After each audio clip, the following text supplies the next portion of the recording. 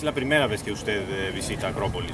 Bueno, es la primera vez que visito Grecia y era un viejo anhelo que se está haciendo posible gracias a la solidaridad con mi pueblo. Porque estoy aquí invitado por la solidaridad, sin gastarle ni un kilo al Estado cubano, lógicamente no lo haría. Y solamente por ese detalle quiero hacerlo patente aquí. Vine invitado por ello y ha sido una visita excelente. Hemos podido intercambiar con el pueblo griego de manera cercana, en los barrios, en las localidades. Y lo que hemos descubierto aquí es un gran aprecio por Cuba, un gran respeto y admiración por Fidel, por Raúl, en todos los encuentros que hemos sostenido. Y hemos tenido la oportunidad de agradecerle al pueblo griego la solidaridad con mi país en más de 50 años de enfrentamiento al imperio norteamericano. Y en una circunstancia como esta, en la que por primera vez en 50 años el presidente de Estados Unidos, Barack Obama, reconoció el error que habían cometido los presidentes que le precedieron en Estados Unidos en los últimos 50 años, los 10 presidentes que le precedieron, diciendo que había sido una política errada, una política fracasada y que había que cambiarla, pues ha sido un momento, vamos a decir, muy significativo viajar a este país en estas circunstancias. Ahora, vemos que están cambiando muchas cosas en Cuba en relación con las relaciones diplomáticas con Estados Unidos, que bueno, se inicia una nueva etapa. ¿Usted cuál cree que será un nuevo día, digamos, para Cuba? O sea, el futuro de Cuba, ¿cómo lo ven? El futuro de Cuba es el que se ha ganado un país que ha resistido más de 50 años al imperio más poderoso sobre la tierra. Que la resistencia de su pueblo marcó este triunfo, este éxito que estamos hoy asistiendo desde el punto de vista de la política internacional. O sea, estoy diciendo, el pueblo cubano junto con la solidaridad internacional, pues derrotaron una posición imperial en pleno siglo XXI y ha demostrado los potenciales que tiene una nación que, si bien en más de 50 años con ese férreo bloqueo, con esas medidas, con permanentes agresiones de todo tipo, incluyendo el terrorismo de Estado contra Cuba desde ese país, pues en las nuevas circunstancias tenemos la convicción absoluta que avanzaremos mucho más de lo que hemos avanzado, porque como conoce, mi país ha avanzado mucho con relación a todos los parámetros y todos los índices de desarrollo social y tiene índices comparables con los de países del primer mundo en diversos aspectos. Y entonces pensamos que sin esta carga onerosa del bloqueo, pues avanzaremos mucho más y llegaremos a construir el socialismo próspero y sustentable que estamos aspirando a construir, que ha sido la voluntad del pueblo cubano expresada en el último congreso del partido, pero que tuvo un proceso previo de consulta popular y de más de 8 millones de cubanos se pronunciaron y apoyaron estos lineamientos de política económica y social del partido y la revolución, y que después fueron consagrados después por la Asamblea Nacional como máximo órgano del poder del Estado en Cuba, y hoy son los lineamientos estratégicos de la nación para alcanzar ese socialismo próspero y sostenible que aspiramos. Muchos dicen que en América Latina, ahora tras la muerte de Hugo Chávez, podrían cambiar muchas cosas en América Latina, en toda la región. O sea, eso del socialismo que se aplicó en Venezuela y en otros países después. Ahora con la muerte de Chávez dicen muchos que podrían cambiar muchas cosas, o sea, desaparecer ese socialismo que se aplicó en Venezuela y en otros países como Bolivia o Ecuador, y también que eso podría afectar a Cuba. Es que realmente el análisis nuestro es totalmente inverso a eso, simplemente porque la lógica de la historia lo enseña. Los países que estabas hablando, todos vivieron épocas de capitalismo cruel y despiadado, donde prácticamente se vieron los trabajadores, las grandes masas de la población se vieron afectadas de manera severa en sus condiciones de vida, en la precariedad del empleo, en sus condiciones de subsistencia, donde el desempleo se fue apropiando cada vez más del espacio político como elemento de mayor peso que ha incidido sobre todo en la evolución de la situación social en esos países y de la posición que han ido asumiendo diversos sectores, que si bien no es política del punto de vista netamente, o sea, como no han sido movimientos políticos, han sido movimientos sociales, digamos hablar lo más reciente, los movimientos de los indignados en varios países del mundo, incluyendo de Europa, son movimientos sociales, pero que poco a poco van a devenir en movimientos políticos en la medida en que han perdido credibilidad los partidos burgueses tradicionales, que los que han tenido, vamos a decir, el peso político principal en la mayoría de los países de América Latina y de Europa en los últimos 50, 60 años. pero lo más significativo es que estos países que mencionaste, los países que hoy constituyen, vamos a decir, el núcleo del ALBA, Venezuela, Ecuador, Bolivia, Nicaragua, aplicando, o sea, solamente rompiendo con el orden injusto que habían impuesto las políticas de ajustes neoliberales promovidas por Washington y los países occidentales, las potencias occidentales, solamente rompiendo con eso, ya tienen un desenvolvimiento económico muy favorable y social más todavía. Han dado un salto tremendo. Solamente nada más, o sea, rechazando las políticas de ajustes neoliberales, haciendo un planteamiento desde una perspectiva social. No se ha defendido en modo alguno el capital, es lo que defiende el neoliberalismo, la no injerencia del Estado. Al contrario, han buscado las políticas sociales, primero desde los movimientos políticos y después, cuando han adquirido el poder estos movimientos políticos y han asumido como política de Estado una política social, varios de ellos con orientación socialista, como es el caso, por ejemplo, de Bolivia o de Ecuador, donde los resultados son significativos. Venezuela, que era Venezuela antes de Chávez y Venezuela después de Chávez. ¿Usted piensa que el capitalismo nunca se aplicará, no se aplicará nunca en Cuba? No, es que en Cuba se aplicó un capitalismo feroz. Ahora 60 años, Velasco.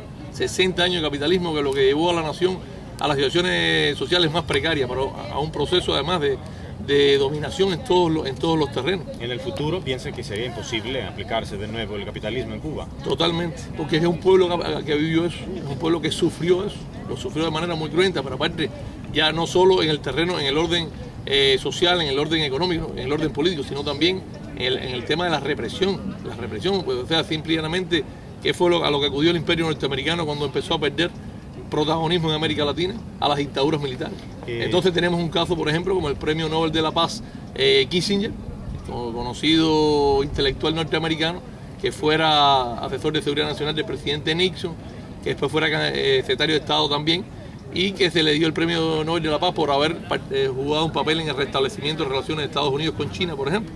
Y sin embargo fue uno de los que más estimuló todas las acciones de guerra encubierta contra Cuba y asesinatos políticos. Entonces son de las contradicciones que no son entendibles. Por eso Cuba no podrá virar al capitalismo, porque conoce todas esas experiencias funestas que han generado para América Latina y para el mundo. Y también conoce experiencias positivas, exitosas, de socialistas, no solo en nuestro entorno geográfico, como te explicaba, en América Latina. Estamos viendo China. Hoy China es la primera economía mundial. O sea, primera economía en términos de desarrollo. A ver, la economía norteamericana sigue siendo en términos de Producto Interno Bruto superior, pero es una economía quebrada. Estados Unidos es el país más endeudado del mundo. Tiene casi 17 millones de dólares de deuda con el resto del mundo. Y entonces viven del ahorro del mundo. Déjame terminar esta idea porque es importante. Viven del ahorro del mundo, del ahorro del pueblo griego, del ahorro del pueblo de español, del ahorro del pueblo francés, viven del ahorro del resto del mundo. Todos los países que guardan su moneda de reserva en los bancos en dólares simplemente están financiando la economía norteamericana. Y por eso entonces el ciudadano norteamericano medio consume 2 veces y media sus ingresos. ¿Cómo se entiende eso? ¿Cómo una sociedad puede prosperar así? Solamente porque tienen la máquina de imprimir moneda. Y cuando la situación económica es difícil, como ha pasado en los últimos eventos depresivos que tú has conocido, el más reciente, el verano del 2008, la crisis financiera que después devino en crisis económica, pues ¿cómo se resuelve? Emitiendo moneda. Ese es el negocio, el privilegio que le otorgó la famosa conferencia de Bretton Woods en el año 1944, cuando Estados Unidos emerge como la superpotencia, después de que Europa y el resto del mundo, sobre todo Europa, está colapsada de la guerra, y entonces prácticamente con el financiamiento de toda la economía de guerra, emergió como gran potencia y lógicamente después se mantuvo como superpotencia. Conoce la historia de la Guerra Fría, no voy a entrar en detalle, y hoy entendemos que es una potencia que va en declive desde el punto de vista, y vemos otra, como te decía, el caso de China, que es una potencia económica que va en ascenso, que va en puro avance. Muchos políticos en Estados Unidos Sí. dicen que el bloqueo contra Cuba Sí. tiene que continuar. Porque Cuba no selecciona. Porque Cuba, dicen ellos, los políticos en Estados Unidos, que Cuba desde 1959 no se celebran elecciones. Es muy interesante que me haga esta pregunta aquí en la cuna de la democracia occidental, viendo el Partenón como fondo de este encuentro. Es muy interesante y me voy a detener a hacerte algunas reflexiones sobre el tema porque me parece que es el lugar apropiado para hacer una pregunta como esa. Cuando hablamos del origen de la democracia occidental y el origen de la democracia justamente aquí en este territorio que hoy ocupa Grecia y que como antes que como sabes antes surgió en las ciudades-estados del actual territorio de Grecia, ese concepto moderno de democracia. Partía de una sociedad en la que habían 30 millones, o sea, habían 30.000 ciudadanos que tenían derechos y habían 300.000 que eran entre esclavos y ciudadanos sin derechos, los que vivían en este territorio. Entonces esa era la democracia occidental. Los ciudadanos tenían las prerrogativas de ejercer los derechos civiles y políticos, pero los demás no tenían ninguno, eran o esclavos, a los que básicamente ni siquiera se les pagaba, simplemente vivían por un plato de comida y aparte sometidos a la represión brutal de una democracia que simplemente se imponía sobre la base de la fuerza, del poder económico, de las élites de poder que al final decidían esa democracia. Por eso es muy importante, porque después entonces vino la evolución de la democracia en el mundo y las experiencias democráticas que tomaron como referencia a esta experiencia griega. Esa es la evolución del concepto de democracia que después, cuando la burguesía naciente en Europa, sobre todo a partir de pensadores como John Locke o como Francisco de Secundá, conocido más bien con el nombre de Montesquieu, el barón de Montesquieu, que es el que plantea o esboza las nuevas visiones políticas revolucionarias, porque la burguesía en ese entonces fue revolucionaria, considerando que había un régimen feudal en Europa prevaleciente, con condiciones de mucha precariedad. Las personas en este caso tenían un poquito los siervos, según la experiencia europea dentro del feudalismo europeo, los siervos tenían un poquitico más de prerrogativa que los esclavos, pero con relación a la burguesía naciente, pues simplemente vieron en ese régimen social, vieron que no le convenía, sobre todo al desarrollo del capital, que era el fin de esa burguesía naciente. Justamente estamos hablando en la Europa después en la etapa de la ilustración, en la etapa ya del desarrollo de la ciencia, las artes, que empiezan a tomar fuerza, sobre todo a partir del siglo XV, siglo XIV, XV, XVI, y empieza, coincide inclusive con el descubrimiento por los europeos de América y la conquista de América. América no había que descubrirla porque simplemente América tenía los indoamericanos, tenía las personas que vivían, los originarios de la región que tenían de sociedades muy desarrolladas, los indios, los aztecas, los mayas, tenían realmente sociedades desarrolladas. Pero bueno, vino la visión europeísta, la conquista devino entonces en una fuente supuestamente de avance y de crecimiento para la Europa medieval.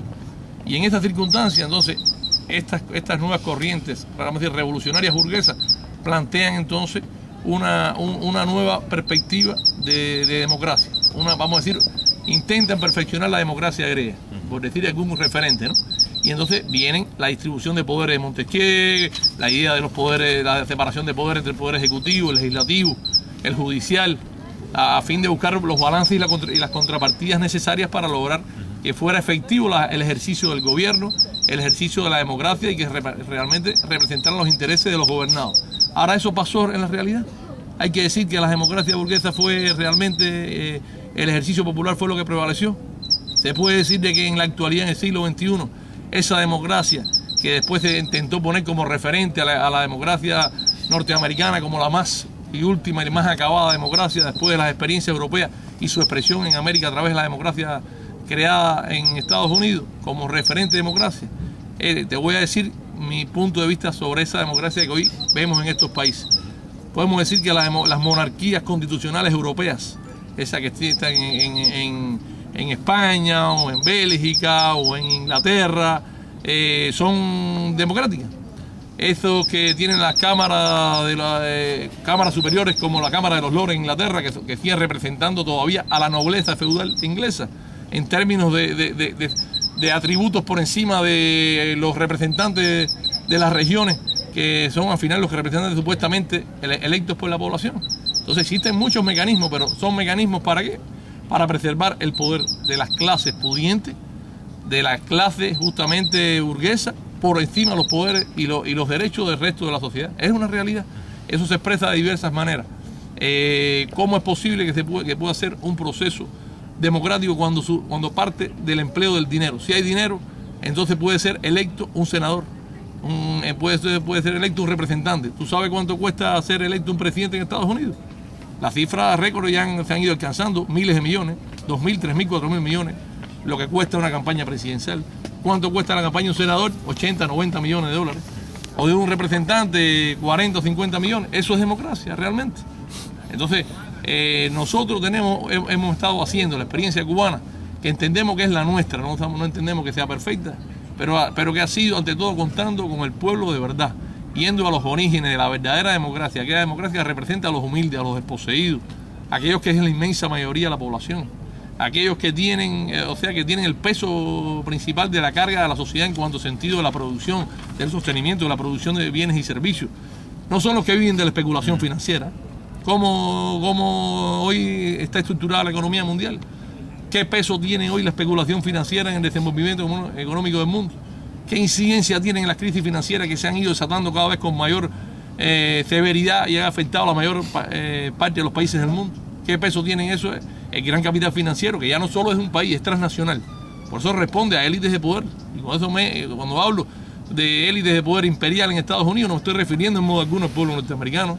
Ese pueblo noble, ese pueblo que siempre movido por razones humanas, muchas veces ha estado dispuesto a entregar su sangre por ayudar a una causa justa, que ayudó contra el fascismo en alguna medida. Participaron determinada cantidad, algunos cientos de miles de norteamericanos en la lucha contra el fascismo en Europa o en otras causas. Hay muchas personas muy buenas y el pueblo cubano conoce al pueblo norteamericano. Tuvimos expresiones de solidaridad del pueblo norteamericano en todas las etapas de la gesta independentista del pueblo cubano. O sea que podemos expresar que ese gran capital transnacional y en el que el gran capital norteamericano tiene un peso prominente, sobre todo por los flujos de capitales, por los montos de capitales que manejan, y que al final son los que pagan a los políticos que asumen el poder en ese país y en los países de Occidente, porque son los que pueden pagar esas cifras.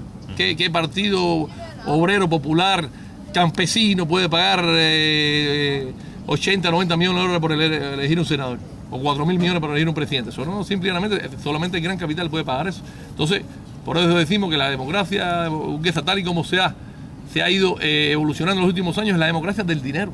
Y el dinero no es la expresión del sentido del soberano, que es el pueblo. El pueblo es el que tiene que decidir. Entonces, cuando vamos a hablar de la democracia cubana, es una democracia participativa. Esa es la diferencia entre la democracia representativa burguesa y la democracia participativa cubana. Es una democracia en la que todo se le consulta al pueblo. Es una democracia en la que cada aspecto que tiene decisión importante, que en la vida de la sociedad, del pueblo, de la población, tiene impacto, se consulta. En Cuba, pese a que hemos vivido los momentos más difíciles, no han existido políticas de ajuste neoliberales. Y tú sabes lo que te estoy hablando, porque tú sí lo has vivido. Tú eres un peruano griego que vive en Grecia. ¿Hace cuánto? Naciste en Grecia, pero tienes familia allá. Sí. Y te considera tus orígenes peruanos lo preservan. Por eso me dijiste, soy cubano, soy griego, peruano. ¿Y cuánto has vivido en este país? ¿Cuántos de qué edad tienes? 35. 35 años. ¿Has visto los acontecimientos? No he hablado con una sola persona en esta visita en que no tenga opiniones muy serias sobre lo que están viendo, que es el capitalismo moderno en Europa y la crisis general que ha provocado y la situación de precariedad social y de pobreza que ha generado.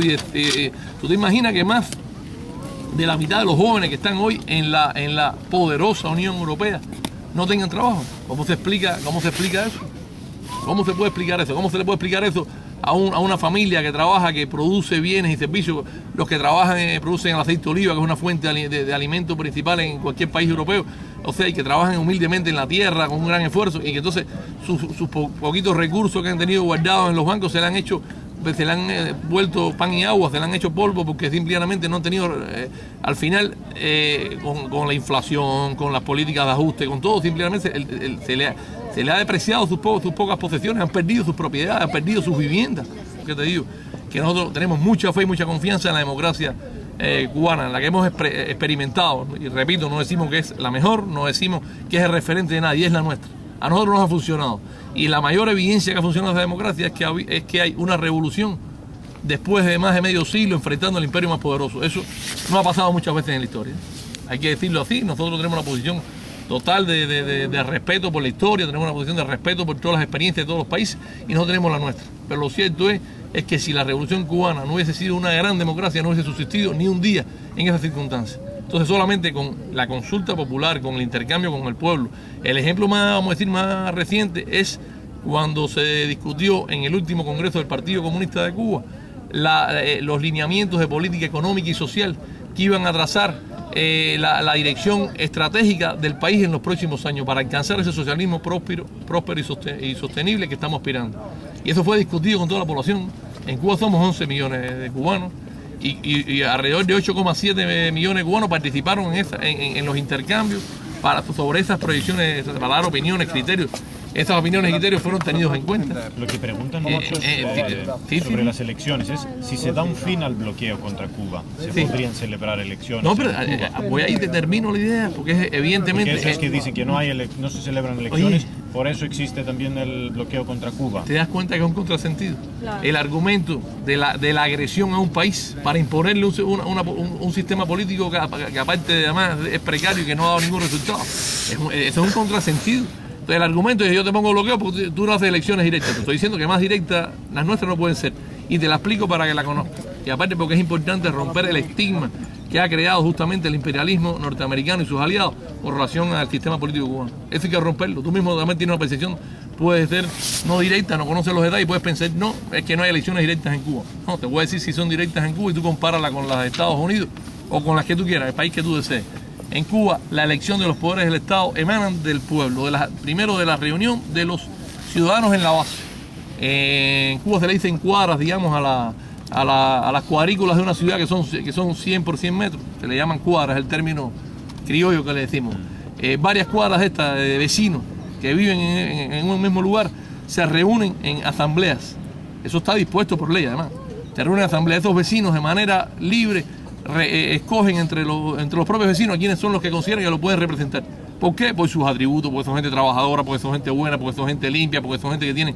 Pero no por dinero, o sea, ahí los candidatos no... Primero, la primera cosa importante, y te hago énfasis en esto, no son postulados por ningún partido. Los postula el pueblo, no es como sucede hoy en la democracia burguesa, que son los partidos políticos los que hacen la lista de nominación. No, aquí son el pueblo, a nivel de base, en una asamblea de vecinos, sin que medie ningún centavo.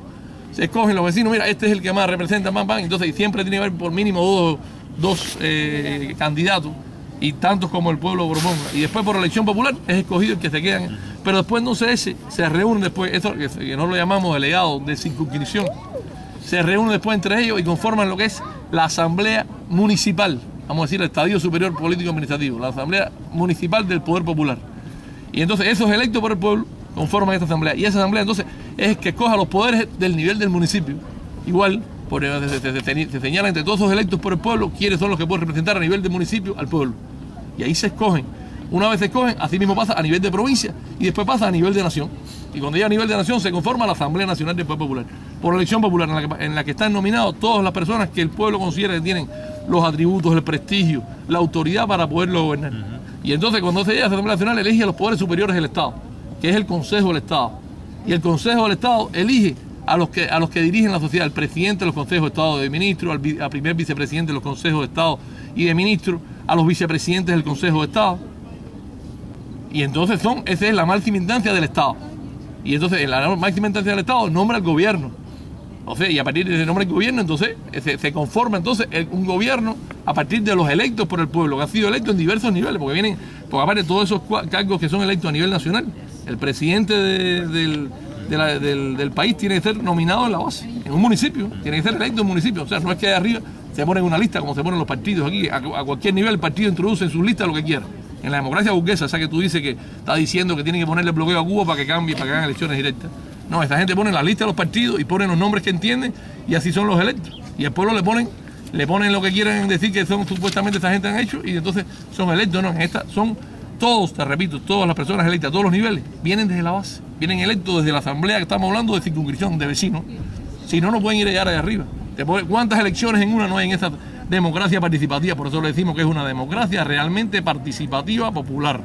Eso es lo que quería que entienda, y es importante que divulguemos esto, porque hay que romper ese estigma que estamos hablando. Y que es lo que pretende justificar es la agresión contra mi país. Y es lo que ha pretendido justificar durante 50 años, agredir un pueblo que lo único que ha decidido es, ha escogido su destino, ha querido dirigirse, ha querido ser soberano, ha querido ser independiente, y que no ha aceptado el dominio y la imposición de un imperio que lo ha querido dominar durante más de medio siglo. Por eso cuando uno llega aquí a este país se encuentra la admiración en cada ciudadano, porque hemos hablado con personas de derecha, de izquierda, de centro, tanto a nivel de calle como a nivel de estructuras de las localidades, varios alcaldes, varios gobernadores, inclusive gobernadores de regiones, por ejemplo el caso de la mía, y fue muy interesante hablar con ellos. Muy interesante, le dijimos, nosotros estamos también perfeccionando nuestra democracia, estamos perfeccionando también nuestro ejercicio del poder popular, porque entendemos que que todo es perfectible y que todo es mejorable. Pero lo que no aceptamos es que nos comparen nuestra democracia representativa con la democracia burguesa que te acabo de decir. No ha resuelto nada a la humanidad, y lo único que ha estado llevando a la humanidad a situaciones de precariedad tremenda, porque como conoce, ya el fenómeno medioambiental, las crisis medioambientales, las crisis alimentarias, las crisis hídricas, producto de la contaminación de las aguas, las crisis, las pandemias que se van desatando en el mundo.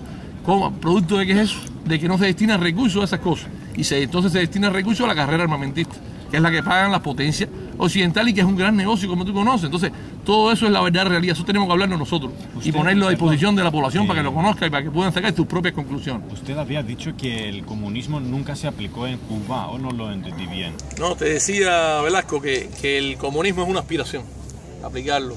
De hecho, no se ha aplicado en ningún lugar, es realmente una utopía todavía.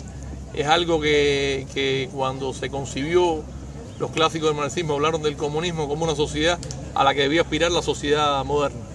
Una sociedad donde realmente fuera totalmente justa, donde lo que mediara no fueran las relaciones de intercambio monetario, sino lo que primara fueran las necesidades de las personas, donde se pudieran satisfacer esas necesidades, donde existieran realmente condiciones de igualdad social, donde las personas no valieran más o menos según el dinero o la fortuna que detentaran, sino por el aporte a la sociedad, que fuera el significado, o sea, que realmente prevalecieran aquellos que más aportaran a la sociedad y que la sociedad recibiera a las personas según la capacidad, según el potencial de la persona para poder aportar a la sociedad, pero que no hubiera nadie desclasado, que no hubiera nadie realmente viviendo en condiciones precarias como lo ha impuesto el capitalismo a gran parte de la humanidad, tú sabes que vive en condiciones realmente graves.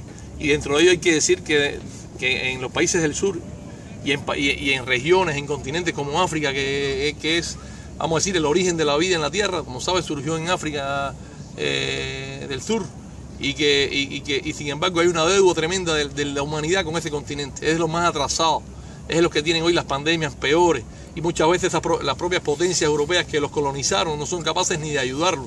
¿Cómo se entiende, por ejemplo, ahora con la crisis, con la epidemia del ébola en Liberia, en Sierra Leona, en Guinea-Conakry? Las potencias que aquellas que los esquilmaron, que los colonizaron, ante una situación que han tenido ahora grave de emergencia social, ante este grave azote del ébola, no han tenido ni siquiera la capacidad de mandar médicos ahí para que estén. En algunos lugares tenían que mandar militares porque están obligados a hacerlo. Déjame terminarte la idea, no me interrumpa. Han tenido que mandar militares para hacerlo, porque no han ni siquiera médicos con la disposición de ir a arriesgar sus vidas para poder ayudar a esas personas que están pagando hoy las consecuencias de años de colonización. Entonces, ¿cómo se entiende eso? Entonces, sin embargo, dice, bueno, ¿cómo sucede eso por un lado? Y entonces, ¿quién es el que ha podido acudir en ayuda de ellos? Mira, países como Cuba, que tenemos situaciones difíciles a partir de la propia situación del bloqueo, la imposición del bloqueo, y lo que hemos vivido en 50 años de agresión contra Cuba. Y sin embargo, cuando se dijo ayudar a estos países, ¿cuántos médicos levantaron la mano en Cuba para ayudar? 15.000 médicos. 15.000 en sus casas. Estamos dispuestos a ir a jugarnos la vida para ayudar a estos países. Ese es el verdadero ejercicio de la medicina. Ese es el cumplimiento del verdadero juramento hipocrático que hacen los médicos, por defender la vida humana en cualquier circunstancia, y no por razones políticas ni de ningún tipo. Es por ayudar de verdad, eso es solidaridad de verdad. Por eso fue la presencia militar de Cuba en Angola, para ayudar a estos países que el neocolonialismo no quería quitarle las garras encima. Muchos países de ellos todavía en pleno siglo XX, en la década del 60. Entonces, después de todas esos países lucharon después de la Segunda Guerra Mundial por su liberación, por quitarse de las garras del colonialismo.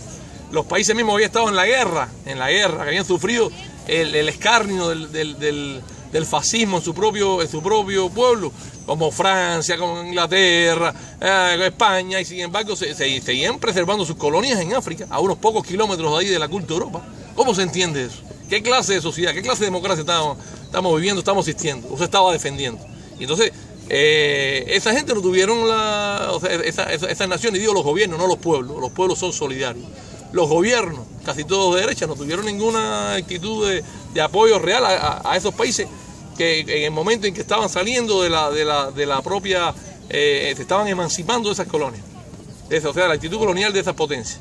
Y entonces, en esas circunstancias que se presenta la ayuda internacionalista cubana en África y murieron 2077 cubanos ayudando a eliminar los rezagos del neocolonialismo en esas naciones y contribuyendo a acabar con el fin del apartheid, que era el régimen segregacionista, ese que tuvo Mandela más de 30 años preso. Ese mismo, o sea, un régimen segregacionista, racista, y como mismo pasaba hoy con los gobiernos de Israel, Estados Unidos era el que vetaba en cualquier intento en el Consejo de Seguridad de Naciones Unidas por sancionar a esos gobiernos fascistas realmente, segregacionistas, racistas. Como mismo hace con Israel, lo hacía entonces con Sudáfrica. Y llegaron a tener 7 armas nucleares. 7 armas nucleares. ¿Cómo lo desarrollaron? ¿Por qué Estados Unidos no actuó como actuó supuestamente con las famosas armas de destrucción masiva en Irak? El gobierno de Bush, que supuestamente después nunca aparecieron. Nunca aparecieron, no, han matado a más de 1 millón de iraquíes. ¿Y quién denuncia eso? Y nunca esas armas aparecieron. Entonces eso no pasó en ese momento, cuando entonces le pasaron las armas nucleares al gobierno, a ese gobierno que apenas unos millones de blancos sojuzgaban a más de 13 millones de negros. A partir de un imperio, o sea, fuerte, racista, represivo, y entonces le pasaron armas nucleares. ¿Para qué? Para que las utilizaran contra las fuerzas cubanas que estaban ahí defendiendo ese país. A utilizarla, eso pasó, esa historia, busca como periodista, sería interesante que te interesaras en eso. Y entonces esas cosas no se han escrito, esas cosas hay que decirlas. La realidad de la historia es lo más importante, no que se cuente o se distorsione la historia, que es lo que tienen que hacer los historiadores que tienen ante todo compromisos con esas élites de poder. Hay que hacer una historia desde las bases populares, desde los orígenes reales, que cuenten la realidad con crudeza. Entonces, ese es interesante. Y en esa circunstancia, el papel de Cuba contribuyó, de los internacionalistas cubanos, y te repito, con la vida de esos 2077 madres y familias enlutadas por haber perdido sus hijos en África, se logró la verdadera seguridad e independencia de Angola. Se contribuyó, porque al final el pueblo angolano fue el que decidió eso, pero se contribuyó de manera determinante a eso. Se logró asegurar la independencia de Namibia, que después de años una resolución de Naciones Unidas indicándolo, siempre había sido desconocido por Sudáfrica y nunca las potencias occidentales habían presionado con eso. Y entonces por la presencia cubana se logró también la seguridad de Namibia, la verdadera independencia de Namibia y el fin de la apartheid en África, que es el modesto aporte que pudo hacer la presencia internacionalista cubana militar en África. Son ejemplos que te estaba hablando. Entonces, por eso es la pregunta inicial, me preguntabas el comunismo. Bueno, el comunismo es una aspiración, pero una aspiración es un ideal, es un sueño, es como tú tienes un anhelo de algo que es muy deseado, que sería lo mejor, perfecto, pero es difícil construirlo, porque tiene que chocar todavía contra la naturaleza humana, contra la propia egoísmo humano, contra el egoísmo de esas élites que generalmente lo que buscan es asegurar sus intereses por encima de los intereses de sus naciones, de sus propios pueblos, pero que son los que prevalecen, tienen poder económico, tienen poder político, tienen poder militar. Entonces, por eso es que el comunismo sigue siendo una aspiración. Pero en Cuba se está construyendo una sociedad socialista, que vamos a decir que es una antesala de esa sociedad comunista, que es una aspiración difícil de lograr, muy difícil de lograr, pero es un anhelo vaya que vale la pena luchar por él. Pero el socialismo, bueno, va supliendo determinadas de estas situaciones, va trabajando en función de tratar de lograr complementariedad social, avances sociales, que realmente sea una sociedad donde todos mejoren, no mejoren unas élites y empeoren los demás. Tú sabes cómo son de excluyentes las sociedades modernas. Tú sabes cómo es la diferencia de ingresos de los países del primer mundo. En Estados Unidos, tú sabes que en Estados Unidos un pequeño por ciento de la población, de 2-3%, detenta más del 60% del Producto Interno Bruto de ese país. Tú tenías ese dato, pero busca la diferencia, la distribución de la riqueza en todos los demás países. En Inglaterra, en Francia, en España, búscala en Alemania, busca la diferencia. ¿Cómo es que se distribuye la riqueza? Entonces, esa es la verdadera democracia. No utilicemos el término democracia como un juego de palabras, que es lo que se suele hacer. Cada vez como han pretendido hacer con los derechos humanos. Y han utilizado los derechos humanos como pretexto. Esos mismos que violan los derechos humanos, esos mismos que me estaba refiriendo ahora, que violan los derechos humanos de todas las perspectivas que te acabo de explicar. Entonces utilizan el recurso manido de los derechos humanos para decir que entonces no son sociedades democráticas, no se respetan los derechos humanos, no se respeta la libertad de expresión. Oye, no hay nadie que hable más que los cubanos, que expresen lo que sienten que los cubanos, que digan lo que sienten que los cubanos, que sean más rebeldes y más revolucionarios que los cubanos. Lo digo no sin ningún tipo de chauvinismo, o sea, lo digo en el sentido porque soy de mi pueblo y me duelen las cosas que se dicen de mi pueblo. Me siento con la responsabilidad de hablarte con esta claridad y con franqueza.